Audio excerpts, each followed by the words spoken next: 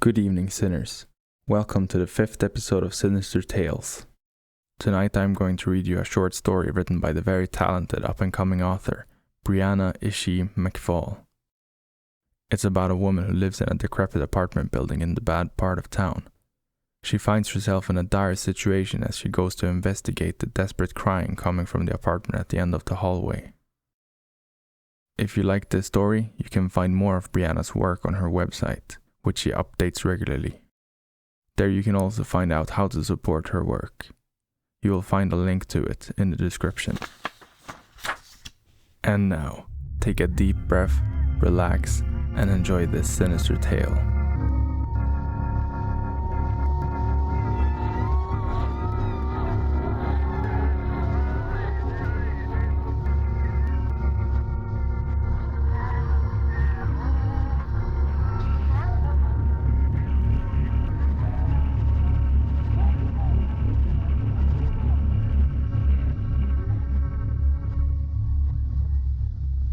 Apartment 3G by Brianna Ishii McFall. I wake to the sound of a child crying, loud and insistent. Even before I'm fully conscious, I know it's coming from 3G. I run my hand over my face with a groan. Exhaustion covers me like a heavy blanket, weighing down on my limbs and making my movements clumsy. I'm so tired. I just want to rest. But once again, my youngest neighbor is making too much noise. While many of the other tenants in the building are known to be loud, none are as consistently disruptive as whoever lives in the last apartment on my floor. Maybe it's because I had children of my own once, but there's something about a baby crying that cuts right through me. It can't be ignored, unlike the yelling, loud music, and occasional bout of breaking dishes that emanates from the other units. I'm sure it'll stop soon. It always does, I think to myself as I lie there filled with restless tension. I close my eyes and try to go back to sleep, but the pitiful sobs keep me tethered to consciousness. Any second now. I am keenly aware of the passage of time as the minutes tick by, my cognizance of it seeming to amplify the sound. The cries fill the room like water in a bathtub, submerging me in the child's distress. 2 minutes becomes 5, then 10, then 15, as I fidget anxiously, twisting my hands together over my stomach. The child's wails reach a screeching crescendo, and I realize rest isn't coming so long as the baby is crying. With a resigned sigh, I give up on sleep and rise. Just a quick look, I promise myself as I step out into the fluorescent brightness of the hallway and begin to make my way towards the source of the sobbing. I shouldn't be doing this. It's none of my business. I'm so weak already. My own tired objections run through my mind as I traverse the long narrow hallway connecting the elevator to the units. 3 doors bearing rusted brass markers for 3B, 3C, and 3D line the wall across from the elevator. With 3E and 3F on either side of the ancient sluggish contraption. My own apartment, 3A, was on the far left wall, and 3G was directly across at the opposite end of the corridor. The building has looked the same for years, long before I moved in. The carpet is a sickly shade of yellow beige that may once had a pattern, now faded and stained brown in certain spots. Dust and dirt collects in the corner, and water stains decorate walls covered in outdated, peeling wallpaper that had probably been hideous even in its prime. Mismatched light bulbs cast the hall in varying shades of fluorescent white and blue, the glow doing nothing to hide the corridor's many deficiencies. The complex is a rundown mess, but the people who live here are past caring about such cosmetic offenses. I reach the last apartment and pause, surprised to see that the door is ajar. Hesitantly, I approach, peering through the crack to the dwelling within. What I can see of the living room is filthy. Trash covers the coffee table and floor, a mix of pill containers, empty liquor bottles, and food waste. An old grey couch sits with its back to the kitchen, its surface covered in stains. A hole in the lower right side spills crumbling mustard yellow foam into the ocean of waste surrounding the fabric island. The pink curtains are drawn over the windows, muted sunlight forcing its way through the threadbare fabric.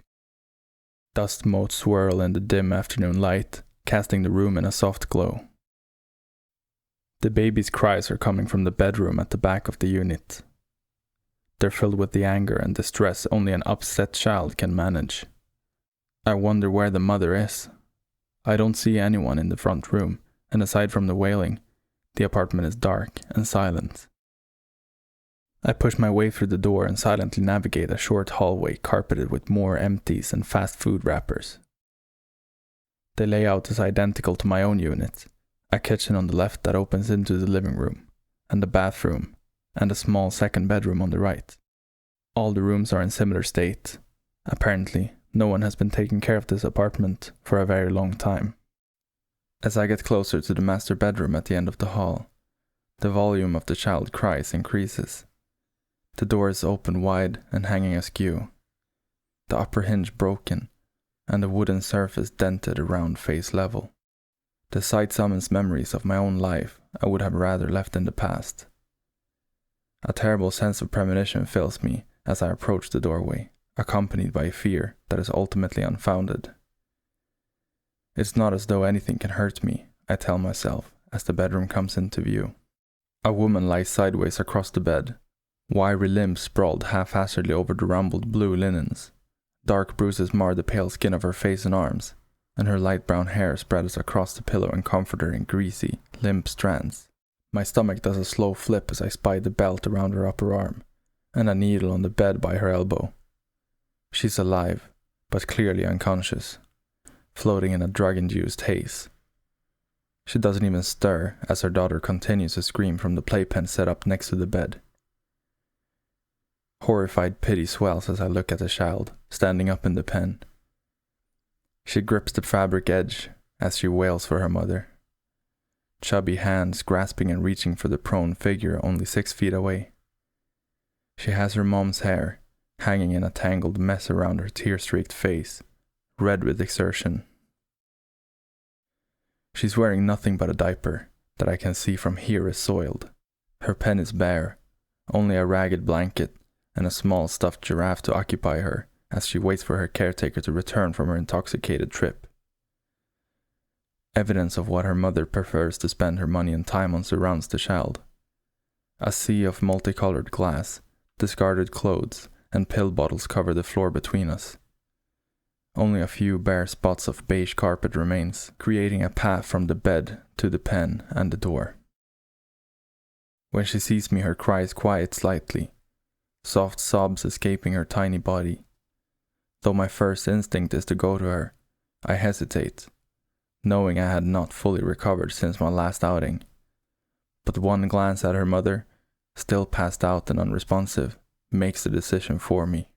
Resolved, I make my way over the piles of detritus to reach the baby, thankful the broken glass and needles hiding in the mounds pose no threat to me. She stretches her arms out, obviously having decided an unknown adult is better than nothing, and I lift her up. She feels warm and solid against me, but far too thin. Based off the state of her home, and how often I'd heard her crying before this, it's clear this is not the first time her needs have gone unattended. Guilt assails me at the realization. I should have come sooner. I croon to her as I walk back out to the hall, snagging a pale pink baby bag from the floor on my way. It lifts off the ground with a clatter as it dislodges the myriad waste crowning it, and adds it to the adjacent piles. I clear the kitchen table off with a sweep of my arm, and pull a cracked and faded changing mat out of the side pocket of the bag. The mat seems dirty, but it's certainly better than exposing her to whatever sticky substance coats the cracked linoleum. I spread it out across the table's worn surface, and lay her down. I open the bag and find a soft yellow blanket, on top of what I hope is changing supplies. I tuck it around her, so she won't roll off the table, and kneel down to dig through the rest of the bag. There's almost nothing left in here. Obviously the shopping is also being neglected. Still, I manage to find just enough to change her diaper. Laying the items on the edge of the mat, I get to work, thankful my sense of smell is practically non-existent. I begin to feel weak, but I ignore it, concentrating on the task at hand. The child is quiet as I toil, with only an occasional sniffle to break her silence. I talk to her softly, telling her that she'll be all right. I don't know that it's true, but I can't bring myself to say anything else. Anger fills me at how completely her mother has failed her. I had made mistakes with my own children, but even in my darkest moments I had never allowed my desire to escape to overpower my need to provide for them. I would have never abandoned them. I only left because I had to. As I smooth down the last tab of the diaper, her stomach grumbles loudly. She whimpers again, sniffles, threatening to become sobs, and I shush her soothingly. I check the fridge for a bottle and find one that thankfully appears to be fresh. Pushing through the looming fatigue, I set about warming it up. The little one lays on the table silently, watching me with eyes far too old for someone so young. The garbage in the corner of the kitchen is overflowing, skittering movements along the edges suggesting it's home to some kind of creature. A shudder of disgust runs through me at the thought of how long it would take to grow a pile that large. As I stand in the middle of the room, trying to conserve my strength, I contemplate adding the dirty diaper to the mound. But I've already expended much of my energy, and I still have to feed her, so I leave the makeshift changing table as it is. Worry fills me as I think about the little girl.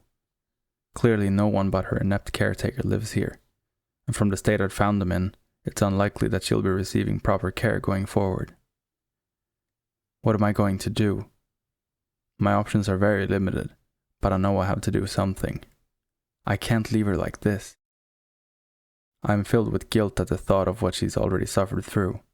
How much of that is on my hands, I think to myself, as I shamefully consider my past indifference to her cries.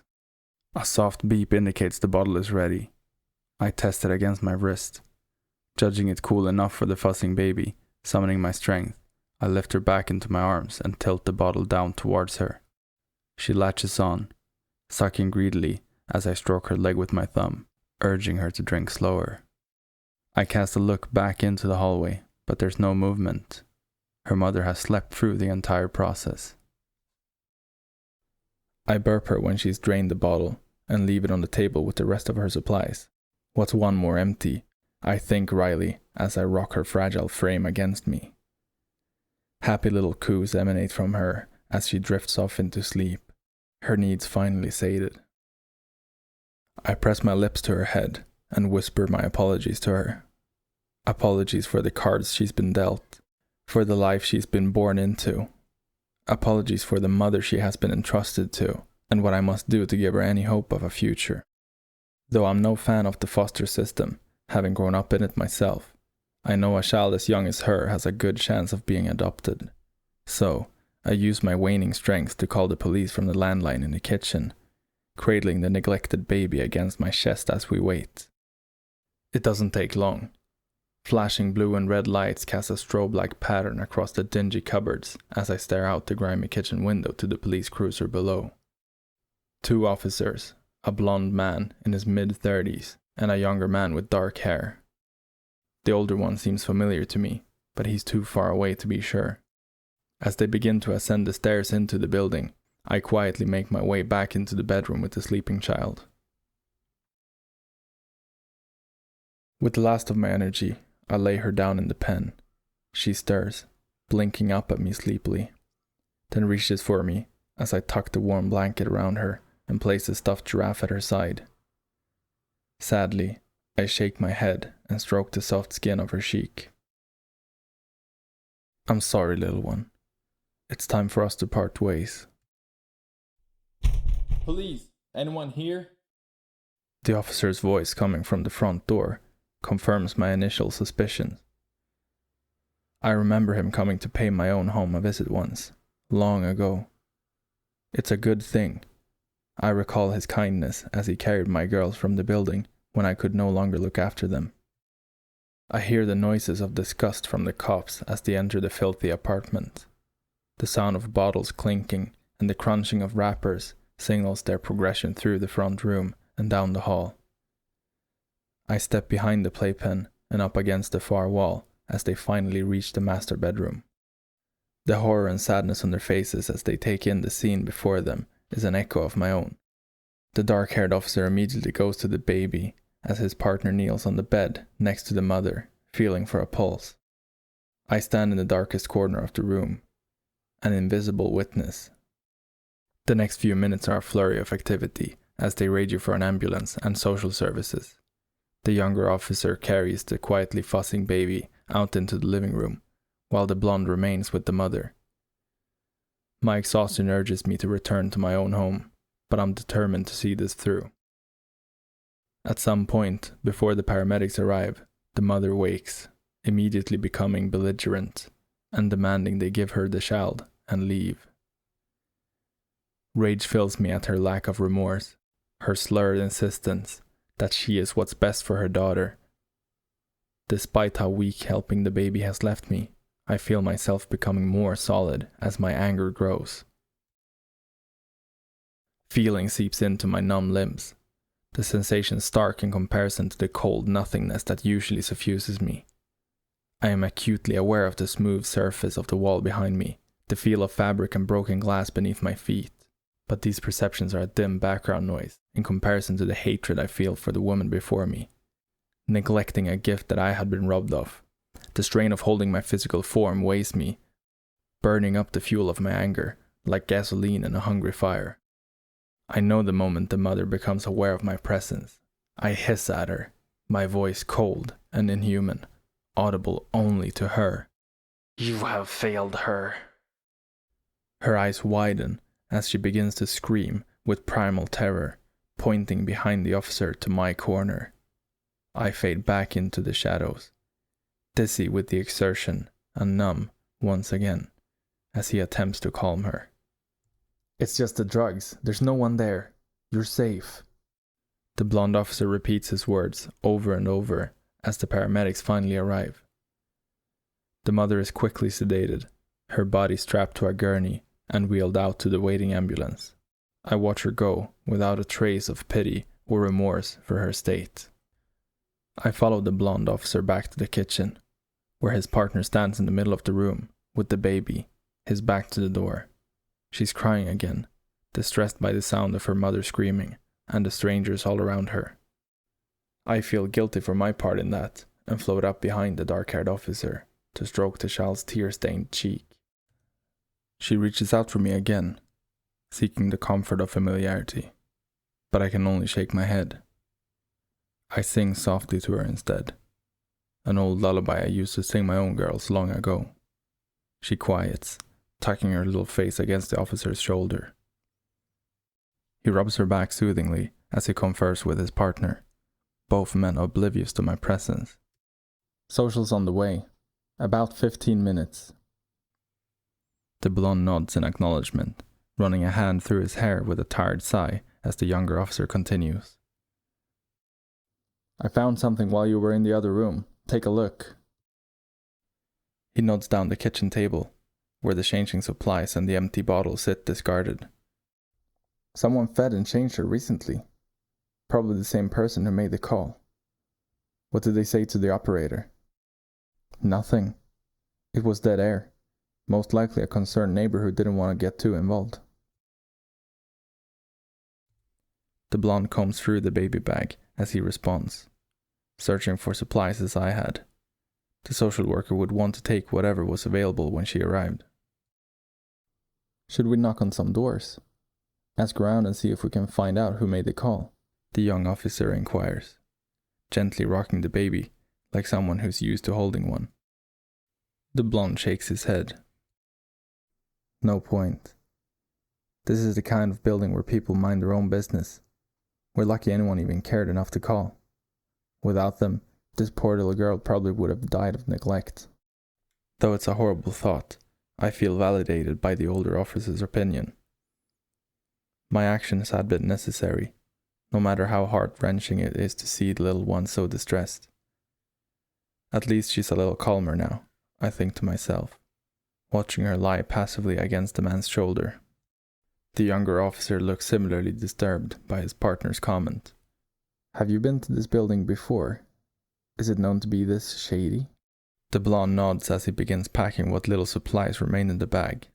"Yeah, many times. The worst one was about 9 years back. when I was a rookie. I'd only been on the force for about a year when we got the call. Domestic disturbance. Shots fired. He sighs heavily, a look of weariness on his face. My throat is tight with grief as I listen to him recount an event that I still relive almost every night. We arrived on scene and came up to the 3rd floor. I remember how fast my heart was beating as we made our way down the hall to the last apartment on the left, 3A. There was a pool of blood leaking out from under the door. As soon as I saw it, I knew that whatever was inside would haunt me until the day I died. He shakes his head as he rises, his gaze distant. He leans back against the counter with the bag on the floor next to him, crossing his arms over his chest. His partner is silent, waiting for him to continue. The baby's eyes are beginning to drift closed again, lulled by the officer's rocking and the silence of the house. I watch the blond man from the kitchen doorway, my body bound to the present, but my mind trapped in the past with his. Unbidden, I find myself recalling the loudness of the final gunshot, the coppery smell of Marcus' blood filling the air. Or was it my own? There was so much blood. The officer takes a moment to compose himself, and when he speaks again, his voice is thick with emotion. 2 deceased when we arrived. A man, big ugly bastard, almost blocking the front door, and a woman, late 20s, working girl. The kids were hers. Best we could figure, she got into an argument with her pimp, and he shot her. Right in front of her daughters. They were hiding in their bedroom when we got there. Some of the worst shit I've ever seen. His partner's face is pale, his voice soft. Without meaning to, I find myself drawing closer to the older officer, wanting to watch his face as he remembers that night, as we remember that night. Fuck, and that pimp? How did he die? The younger officer lays his hand on the back of the little girl's head, as if his touch could shield her from my past. The blonde sighs and shakes his head, uncrossing his arms to rest them on either side of him, gripping the edge of the counter. I wish I knew. The coroner could never figure it out. He said that the mother would have been dead instantly, so she couldn't have killed him. It definitely wasn't self-inflicted. So that leaves the girls, or a 3rd person in the house. But we didn't find any prints but his. And those girls were so young, I doubt they could have even lifted the gun, let alone taken it from him, and shot him. Did they see anything? Another person in the house? His partner presses, his expression curious. Another shake of his blonde head. Nope. In fact, they said it was their mummy, that she protected them. They insisted she was still in the apartment, and cried for her the whole time I carried them out. A look of bewilderment and sadness paints his face as he stares off into the 2nd bedroom, no doubt reliving the moment as I am. Such heartbroken sobs. Even the memory of them is enough to make my chest ache in a way that feels almost human again. There's a heavy silence as he finishes his story. I stand in front of him, ghostly tears pouring down my cheeks to evaporate before they hit the ground. I can see the burden of every case he's worked, etched in his very being, in the lines on his brow, the graying at his temples, the weariness in his eyes. I know better than anyone that there are some experiences that never truly leave you, just as you never really leave them. What happened to them? The girls, I mean. The younger officer asks from behind me, his tone subdued. I suck in a redundant breath and hold it, unexpected hope blossoming at the question. Though I have always known they must have ended up in a foster home, I don't know the specifics of what had become of my children after the blonde officer took them away. I had tried to find out where they went, and if they were doing all right, but to no avail.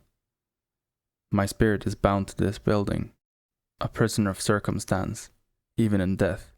I have long ago accepted that I'll just have to live with eternal uncertainty and take comfort in the knowledge that I had protected them from Marcus, even if I wasn't able to protect myself. But now, they went into the system, got adopted by a nice family just outside the city. The oldest one is in high school now. She's doing good. Straight A's. Great soccer player. A real bright future. The younger one is going into middle school soon.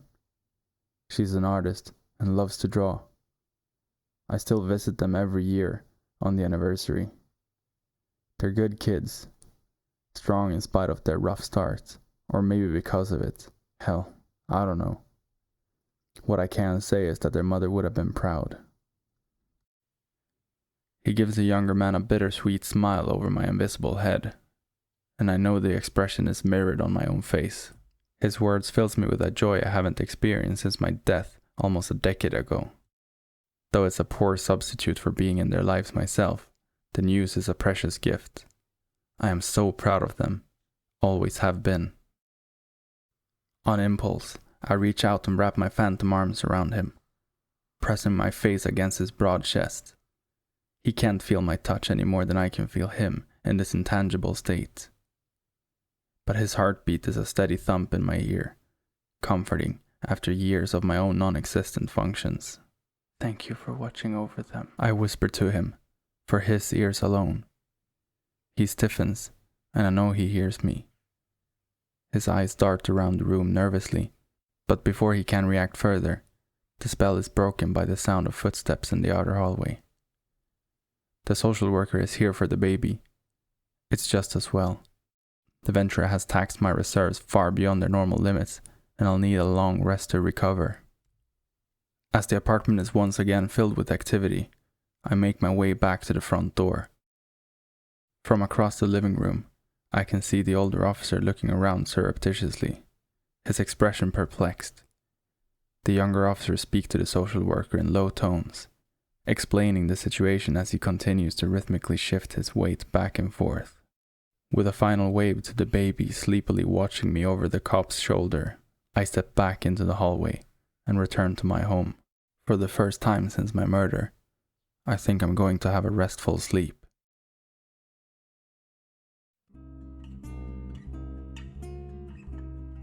Thank you for listening to this episode of Sinister Tales. I hope you enjoyed it. If you did, please consider subscribing and hitting the bell to get notified when I release a new episode. Do you want one of your creepy stories or images featured in a future episode?